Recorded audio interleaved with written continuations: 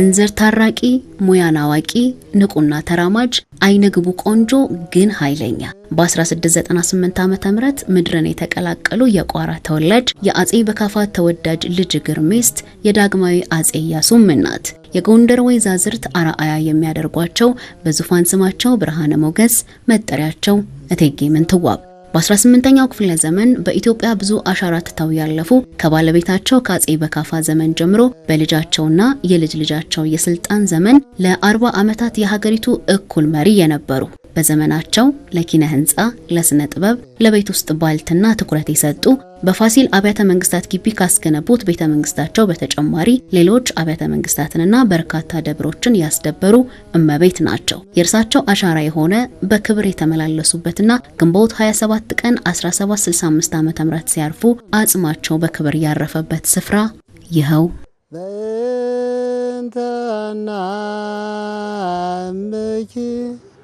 ወያቄ ማቦቂ ጤና ይስጥልኝ። እንደምን አደራችሁ?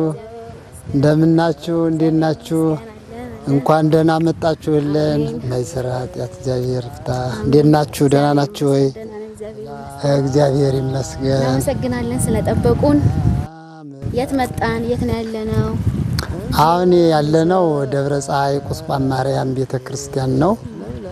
እቺ ቤተክርስቲያን እንግዲህ በ1733 ዓመተ ምህረት የተመሰረተች ጥጌቱ ሲሰሩት እመቤታችን ቅድስት ድንግል ማርያም በዘመነ ጽዬ በወርሃ ጽዬ የተሰደደችበት ወር ስለሆነ የእመቤታችን የድንግል ማርያም ስደቷን የሚገልጽ ቤተክርስቲያን መስራት አለብኝ ብለው ነው መጀመሪያ በመንፈስ ቅዱስ አሳሳቢነት ይህንን ቦታ የመረጡት። እንግዲህ ከቤተ መንግስቱ እስከዚህ ድረስ እንግዲህ ወጣ ከከተማ ወጣ ብሎ ነው ያለው። ዳገት አለው፣ ሲሄዱ ሲመጡ ቁልቁለት አለው፣ ድካም አለውና በአጠቃላይ ቤተክርስቲያን ሲሰሩት የእመቤታችን ስደቷን የሚያመላክት ነው። አሰራሩም የተለየ ነው። ውስጡ እነዚህ ዙሪያውን የምታዩዋቸው የእንቁላል ግንቦች ከገዳም የሚመጡ አባቶች በጸሎት የሚያሳልፉበት የጸሎት በዓት ነው። እንግዲህ ይሄ ቤተክርስቲያኑ በወርቅ የተሽቆጠቆጠ ነው። በውስጥ ያሉ አምዱ በወርቅ የተለበጠ ነው እና አጠቃላይ ላይ ጣራው መስታወት ነው የነበረ። በቤተክርስቲያን ስርዓት በር 3 በር ነው ያለን። ይሄ ግን 5 በር ነው ያለን።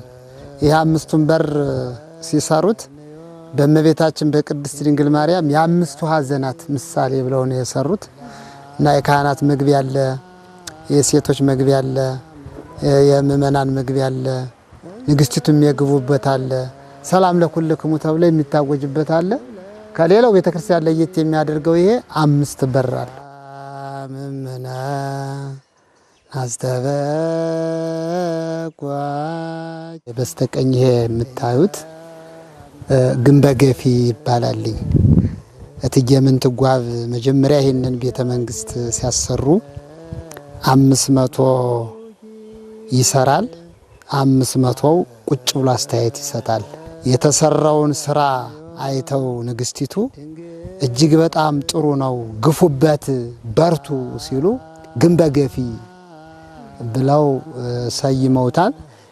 ይሄ ህንፃ ደርብ ነው፣ ምድር ቤትና ፎቅ ነው። ላይኛው ይኖሩበታል። ይህኛው ዙሪያውን 12 ክፍል አለው።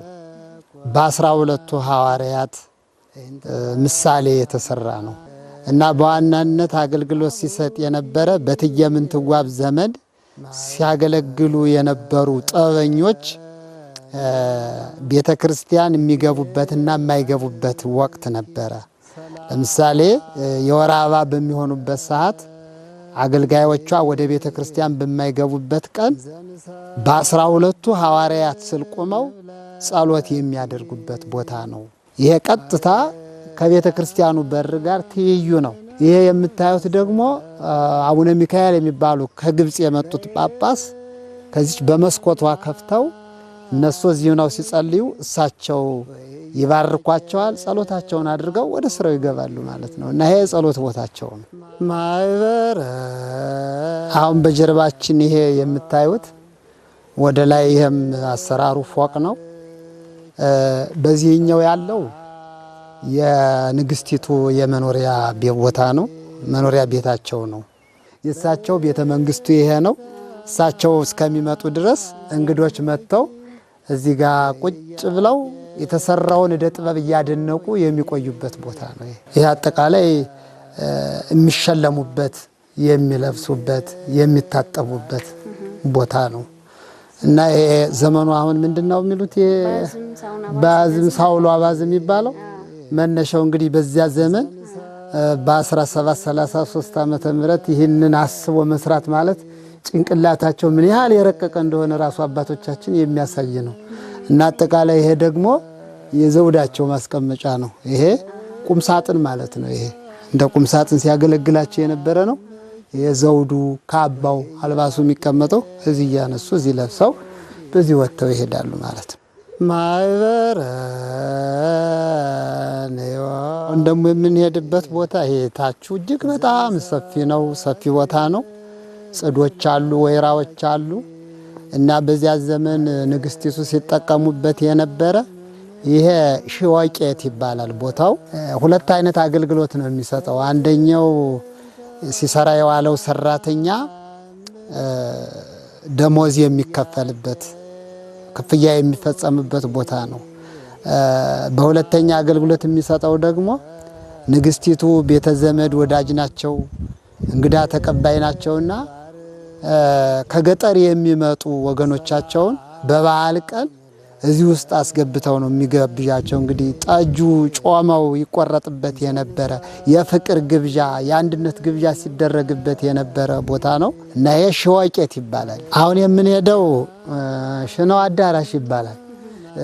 በጣም ዘመናዊ አዳራሽ ነው እና እዚህ አዳራሽ ላይ ንግስቲቱ ግብዣ ይጠራሉ ሊቃውንቱን እና ግብዣ ሲጠሩ በዕለታት አንድ ቀን የታረደው በሬ ሊቃውንቱ አልጣማቸውም ነበር። ሊቃውንቱ እንደው ግማርዳ ዛሬስ አልወጣላትም ድግስ እንደው ግማርዳ ብለዋታል። መጥፎ አርዳ ጥሩ ያልሆነ አርዳ እንደዚያ አሏቸውና ንግስቲቱ እንደገና በቁጭት እንዴት ሊቃውንቱ እንዲህ ይላሉ አሉና እጅግ በጣም ደስ የሚል ሰንጋርደው ጠጁን ጠጅተው በሚገባ ካዘጋጁ በኋላ ሊቃውንቱን እንደገና እየገቡ መብላት ይቻላል፣ መውጣት ግን አይቻልም ብለው ወሰኑባቸው። እንደ ቅጣታው እና እዚያ ገብተው ጠጁን ሲጠጡ ጮማውን ሲቆርጡ ሊቃውንት ያው እንግዲህ ተበልቶ መቸስ ሽንት ይመጣል አይደል? እናትዬቱ የሚታሙበት አንድ ነገር አለ። ምንድነው የሚታሙበት? ሂሳብ አልተማሩም ይባላል እና ሊቃውንቱ ትጄይቱን ጠሩና የሂሳብ ፈተና ልንፈትነዎት ነው አሏቸው። ከዚያ እና ጠይቁኝ አሏቸው። ሲጠይቋቸው 500 እና 500 ስንት ነው አሏቸው። እንዴ ሽነዋ ሲሏቸው ተፈቀደልን ብለው ሊቃውንቱ የሸኑበት አዳራሽ ስለሆነ ሽነዋ አዳራሽ ይባላል። ያኛው ደግሞ ወደ ላይ ያው ረዘም ያለው እሱ ደግሞ የትጄይቱ መናፈሻ ነው። የዚያ ላይ ሲወጡ የማይታይ ጣና ይታያል፣ ፋሲል ቤተ መንግስቱ ይታያል። ብዙ ቦታ ስለሚያሳያቸው የሚዝናኑበት ቦታ ነው። ጎንደር አንድነትን ለማስተማር ትጄይቱ የሚገርመው ፍቅራቸውን ከዚህ ጋር የምታዩት የጎንደርን ቤተክርስቲያን ተወክላለች። እቺ ከፍ ብሎ ደግሞ የምታዩት አንበሳ ይታያል። የአቡነ ሳሙኤል አንበሳውን ጋልበው ይታያሉ። ዋልድባም አለ በዚህ በተዘዋዋሪ ማለት ነው። ከዚያ በመቀጠል ደግሞ እዚህ ጋር አክሱም ጽዮንን የሚያመላክት ነው። ይሄ አክሱም ጽዮን ነው። እዚያ መቀጠል ደግሞ ወደዚያ ስንሄድ ደግሞ ማን አለ? ላሊበላ አፍሮ አይገባ መስቀል እዚያ ጋር አለ። እዚያ አለና ይሄ አጠቃላይ አንድነታችን የሚያስተምር ተግባብተው የሚሰሩ ተግባብተው የሚኖሩ እንደው ይሄ በደንበር በሀገር ሳይከፋፈሉ እንዳንዱ ነው ሲያገለግሉበት የነበረ ዘመን እንደሆነ ነው የሚያሳየን። ሰላም አሁን የምንሄደው ወደ ጀምስ ቡርስ ቤተ መጻሕፍት ወደ ላይብረሪው ነው የምንሄደው። እንግዲህ ይሄ ምሁር የመጣው ከውጭ ነው። ያው ከእቴጌ ምንትዋብ ጋር በመተዋወቅ በእውነት ብዙ ስራዎችን የሰራ ነው። እምኪ ወያቄ ማቦኪ ስጋ ነው መኖሪያ ቦቱ የነበረው። ስለዚህ አባቶቻችን በታሪክ እንደተጻፈው ጀምስ ቡርስን ዘውት የገቡ ራስ ስውል ናቸው። ስለዚህ የዚህ ቦታ መጣ አምጥተው አስረከቡት። መጽሐፍ ተርጓሚ ነው፣ ታሪክ ጸሐፊ ነው፣ እጅግ ጠቃሚ ሰው ነው ብለው አስተዋወቁ። ያው በደካማ ጎን ገብቶ እንግዲህ መጽሐፈ ሄኖክን የሚያህል ታሪክ በእንባ የተጻፈ ይዞብን የሄደበት አነባለሁ ብሎ ብዙ ጊዜ የተቀመጠበት ይሄ ቦታ ነው፣ አሁን ያለበት ቦታ ነው። አጠቃላይ የቤተ ክርስቲያኗ ጉልላት ይህ አጠቃላይ ቤተ መንግስቱ ምን እንደሚመስል በፎቶና በመጽሐፍ አስደግፎ ትክክለኛውን መረጃ ያስቀመጠልን ስለሆነ ሌባው ባለውለታችንን እንለዋለን። ነብላኪ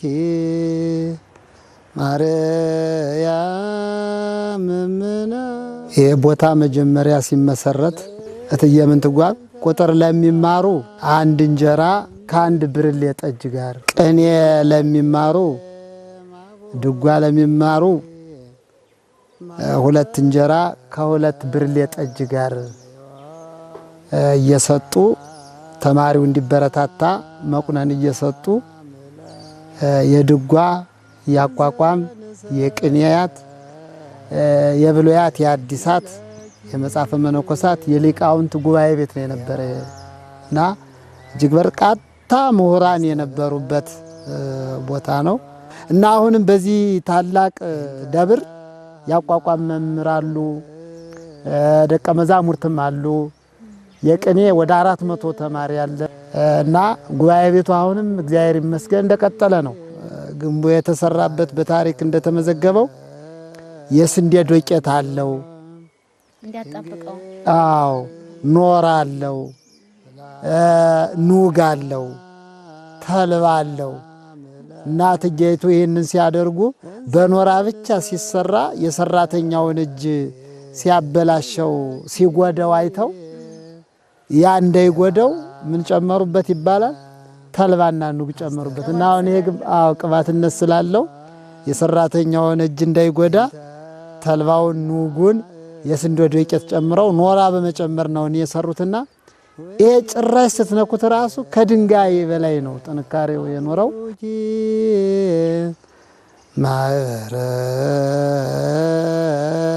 ማረኔዮም ድንግል ባር እንግዲህ ይሄኛው የንግስቲቱ አልጋ ነው። ምናልባት ይሄ እነዚህ በዘመኑ የነበሩ ናቸው። በጊዜው ይሄን ይመስል ነበር ተብሎ የተቀመጠ ነው። ግን 280 ዓመት ነው አይደል? አዎ እንግዲህ ያን ያህል ዘመን ያስቆጠረ ነው። ይሄ እንግዲህ ይሄም ደግሞ ትልቅ አትሮንስ ነው።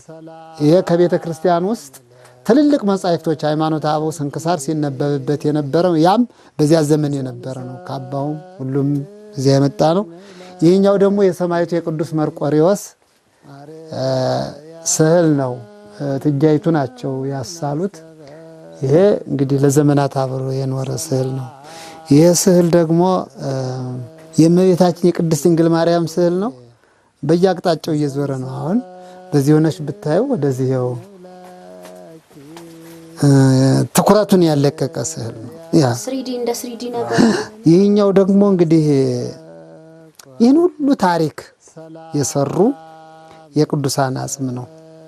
የአፄ ኢያሱ፣ የአፄ ኢዮአስ፣ የንግስቲቱ የወለተ ጊዮርጊስ ወይም ደግሞ እቴጌ ምንትጓብ የሚገኙበት ነው። ድሮ ከቤተ መቅደሱ ነው ሲኖር የነበር።